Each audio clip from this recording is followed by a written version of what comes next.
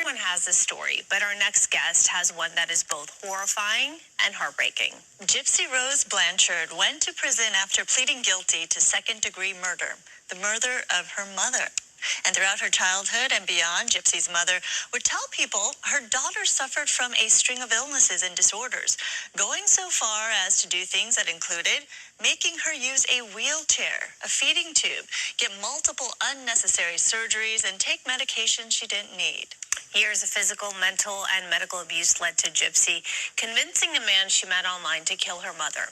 She served 7 years of her 10-year sentence. She was released last December. Gypsy tells her story. She adds details that have never been heard before in her new memoir, My Time to Stand.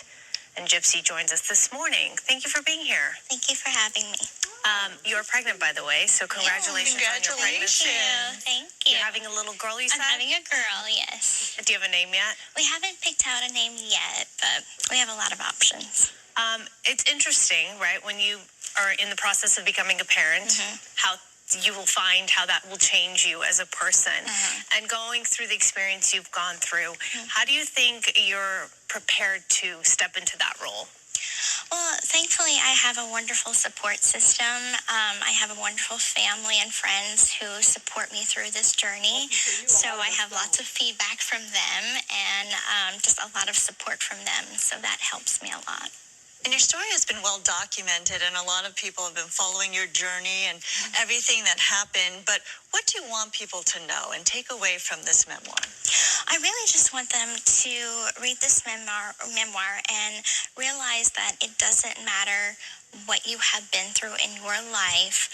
There is a light at the end of the tunnel, and that good things still can happen for you regardless of the horrors that you may have experienced in your life, because I think everyone relates to trauma in some form or fashion. Well, for about 23 years of your life or so, it was basically, you could describe it as a nightmare, right? Correct. How were you able to move on or move forward? Do you think about the past? Do you think about your mother? I mean, of course. I'm in extensive therapy, and I work through my past by going through that therapy. And it's going to be a long journey. It's nothing that I will be able to get over in one day. So it's going to be a lifelong healing process for me. You say you want to be an influence for change. Can you talk about that? What do you mean by that? And did that experience in prison highlight the fact that you want to be an influence for change? Absolutely. I feel like there is a lot of positive change that could happen if given the ability. And so I think that there is a lot of things in our justice system that needs to be addressed. So I am an advocate for prison reform, but also for abuse victims. I feel like I was in a situation where I didn't know that there were resources to help children and, victims of abuse in my situation. And so I think that needs to be advocated more, those resources, and more knowledge and education about that. Yeah, talk about that, because you say in and out of prison, your platform you're using right now to really spread the message that there needs to be change and there is hope, as you were mentioning. But talk about your time in prison and the learning aspect you went through in terms of finding what resources were available and learning a lot for yourself about what lies ahead.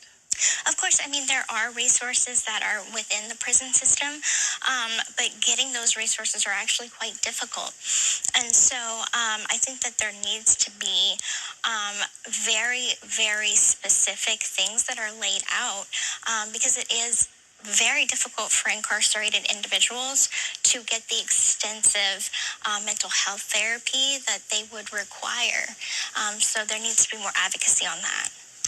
You talked about something that you hadn't mentioned until recently, how you were actually addicted to painkillers, right? Correct. That was something that many people didn't know.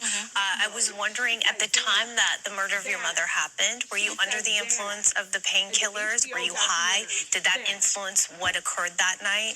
I was, during that week, abusing painkillers. However, that was not something that affected my mental state at that time. Interesting.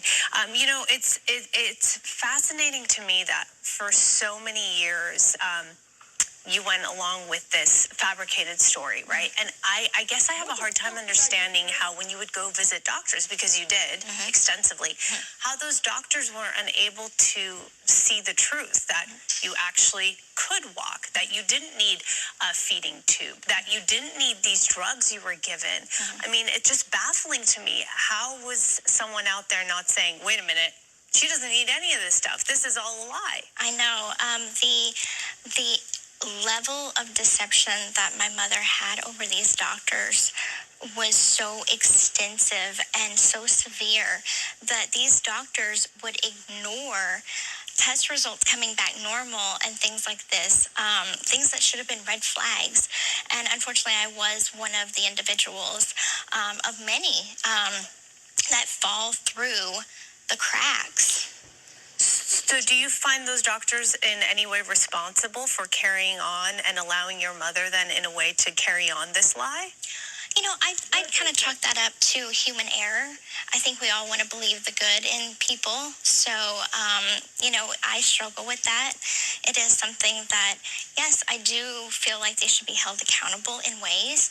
And other ways, I also feel like it was misjudgment on their part. What do you think? Do you think there needs to be reform in the medical healthcare system as well? And what has helped you the most since being out of prison in terms of helping to rehabilitate your life? Of course, I think that there should be more red tape within the medical system. I think that it should be a requirement for doctors to take a certain course while going through medical school on Munchausen by proxy syndrome. And I think that, you know, in general, there needs to be more advocacy and more awareness about Munchausen by proxy syndrome.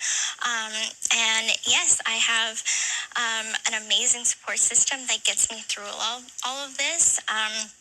I've been out of prison for 10 months, and so far that has been a very eventful 10 months.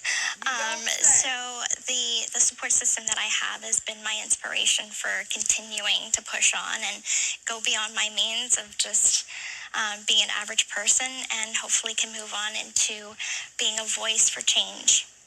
It hasn't even been a year, but once you came out, you became a viral sensation, and you have a huge social media following. So I think, you know, that's something difficult to adjust to, even if you didn't have everything that you've had in your life. That's for sure. Thank you for coming by. We appreciate you being here, and we do want people to know that, of course, they can pick up a copy of your memoir, My Time to Stand. Will hit shelves in December, almost a full year after Gypsy was released from prison. To pre-order a copy, just use that QR code right there on your screen.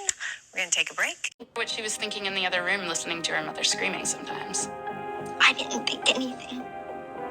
Didn't think anything. I was scared. I was shaking. I didn't have a thought in my brain. It was like it was all not real. I was on a bunch of medications, and I know that's no excuse, but on Xanax, I felt like I had no emotion, and I wasn't thinking right.